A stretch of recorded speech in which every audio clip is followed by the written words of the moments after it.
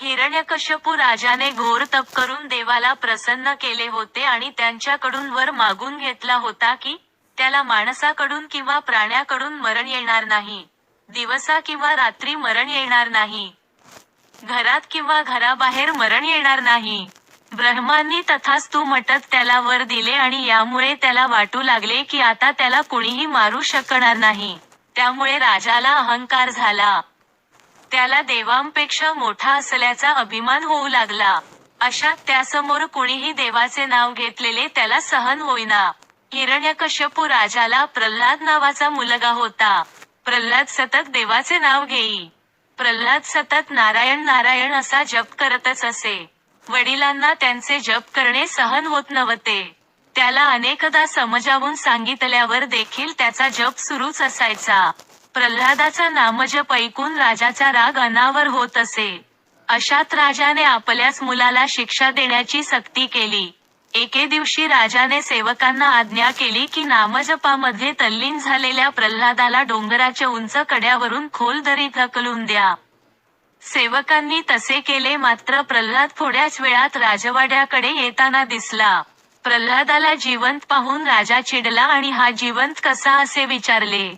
तेव्हा प्रल्हादाने सांगितले की डोंगराच्या कड्यावरून खाली पडल्यावर मी एका झाडावर अलगद पडलो, मग तेथून उतरून एका बैलगाडी बसून पुन्हा आलो. हे ऐकून राजाला निराशा झाली. काही दिवसांनी राजाच्या खास लोकांसाठी जेवण तयार होत असताना राजा तिथे पोहोचले. तर प्रल्हाद देखील तेथे होता आणि त्याच्या मुखातून सतत नारायण नारायण असा नामजप चालला होता. राजाला पुन्हा राग आला. त्याने सेवकांना आज्ञा केली की मोठ्या कढईतील उकळणाऱ्या तेलात प्रल्हादाला टाकून द्या. राजाची आज्ञा ऐकून सेवक देखील घाबरले, पण आज्ञेचे पालन करणे आवश्यक होते. अशात त्यांनी प्रल्हादाला उकळत्या तेलात टाकले. आता हा कसा वाचेल हे बघायला राजा स्वतः उपस्थित राहिला. तेव्हा कढईतून चारही बाजूंनी उकळत असलेलं तेल उडाले. सेवक भाजल्यामुळे ओरडू पडू लागले. पण प्रल्हाद मात्र अतिशय शांत उभा होता. हे आश्चर्य घडताना राजा पाहतच राहिला. बघता बघता कढईत कमळ दिसू लागले आणि त्यावर प्रल्हाद शांतपणे उभा होता. अखेर हिरण्यकश्यपूने मुलाचा वध करण्यासाठी आपली बहिणी होलिकाची मदत घेतली.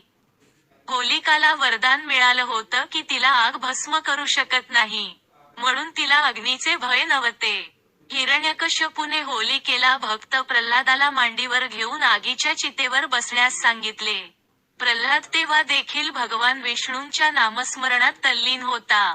प्रल्हादाच्या भक्ती साधनेमुळे उलटेच घडले. त्या चितेमध्ये होलिका जळून खाक झाली आणि विष्णू भक्त असल्यामुळे प्रल्हादाला अग्नी देखील काही करू शकली नाही. तेव्हा राजाने रागात येऊन जवळच्याच खांबाला लाथ मारून म्हटले, दाखव कुठे आहे तुझा देव. तोच प्रचंड गर्जना करत नृसिंह खांबातून प्रगटले. माणसाचे शरीर आणि सिंहाचे डोके म्हणजे माणूस किंवा प्राणी नाही. उंबरठ्यावर म्हणजे घरात किंवा घराबाहेर नाही. सायंकाळी म्हणजे दिवसा किंवा रात्री नाही. अशा वराच्या अटी पाळून नरसिंहाने हिरण्यकश्यपूच्या पोटात नखे रोवून पोट फाडून त्याचा नाश केला.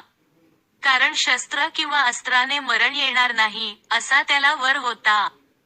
प्रल्हादाची भक्ती बघून नारायणाने प्रल्हादाचे रक्षण केले.